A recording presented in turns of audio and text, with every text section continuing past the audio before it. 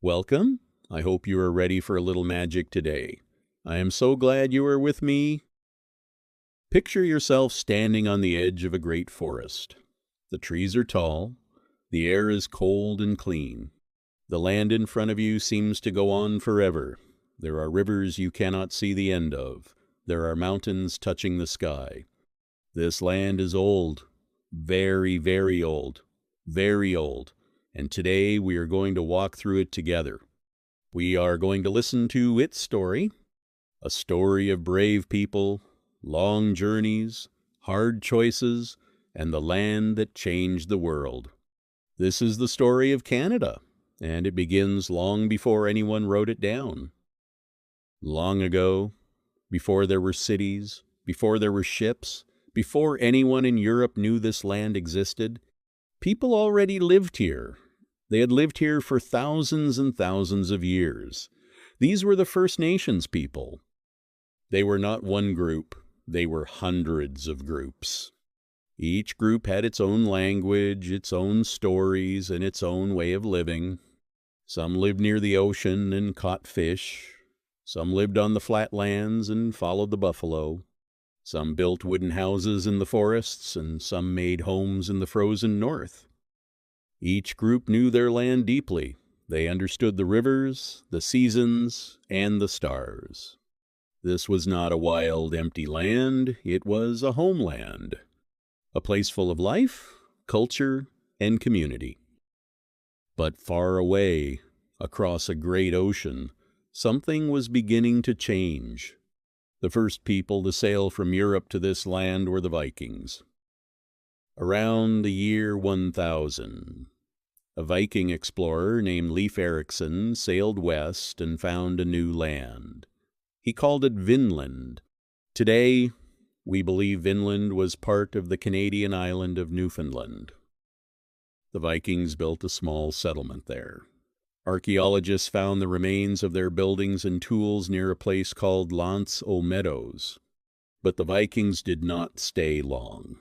There were fights and misunderstandings with the indigenous people, so after a few years, the Vikings left. The land returned to its first people, and Europe forgot about it for almost 500 years. In the year 1534, a French explorer named Jacques Cartier set sail. He was looking for a new route to Asia, but he found something else. He sailed into the Gulf of St. Lawrence. He walked on the land, planted a cross, and claimed it for France. Cartier explored the great St. Lawrence River.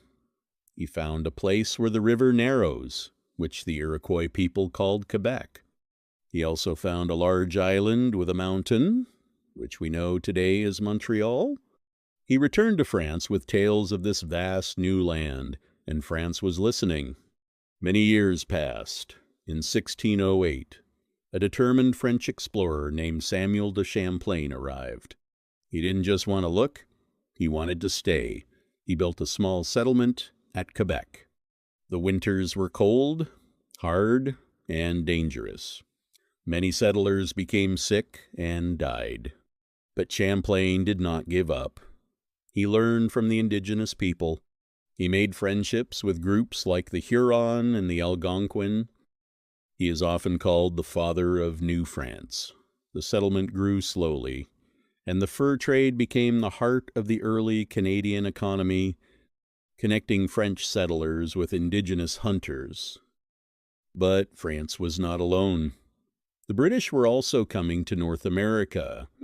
They wanted the same things: land, fur trade, and power. Slowly, the two great empires began to compete, and wars crossed the ocean to Canada. Then came the year 1759. This year changed everything. A British general named James Wolfe led his soldiers up a hidden path on the high cliffs of Quebec. By dawn, the British army stood outside the city. The battle lasted only about 15 minutes, but those 15 minutes changed history forever. New France fell to Britain. After taking control, Britain chose a surprising path. Instead of forcing the French settlers to give up their lifestyle, They passed a law in 1774 called the Quebec Act. This law allowed the French people to keep their language, their Catholic religion, and their legal traditions. Because of this, Canada became a unique place with two official languages and cultures, French and English. Two rivers running side by side, always part of the same land.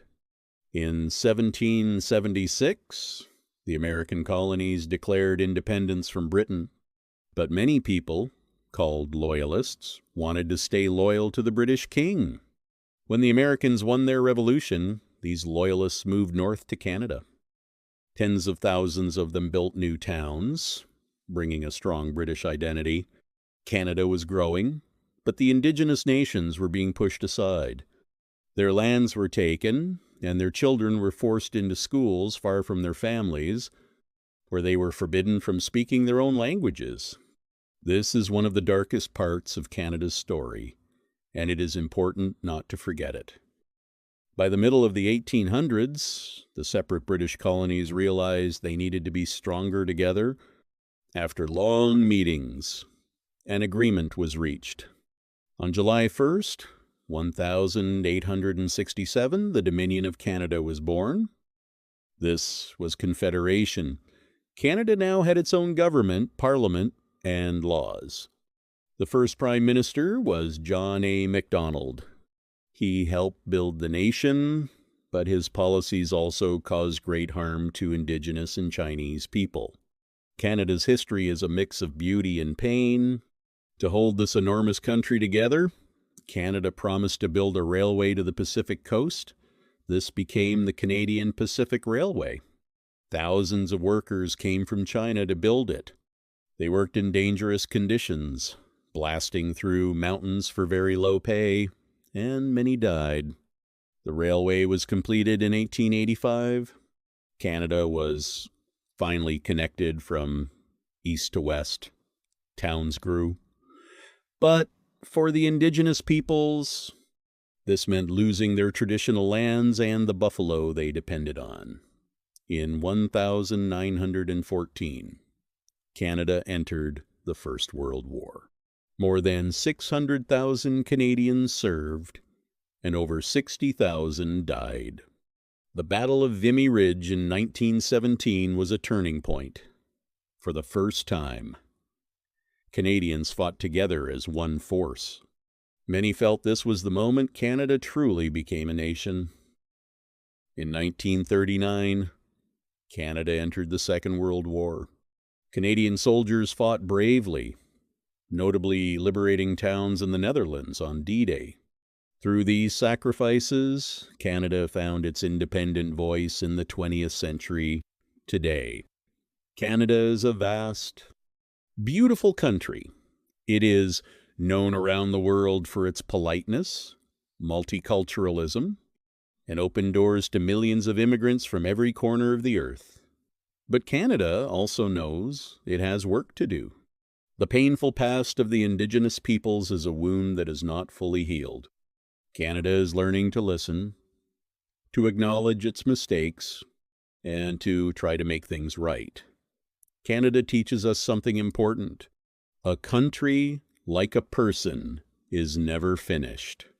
It makes mistakes, it learns, and it grows. We are all still learning, still listening. Thank you for joining me on this journey through Canada's story. If this story opened a question or a love for learning in you, please write it in the comments below. Tell me what moved you. Don't forget to hit the subscribe button, leave a like, and stay with us.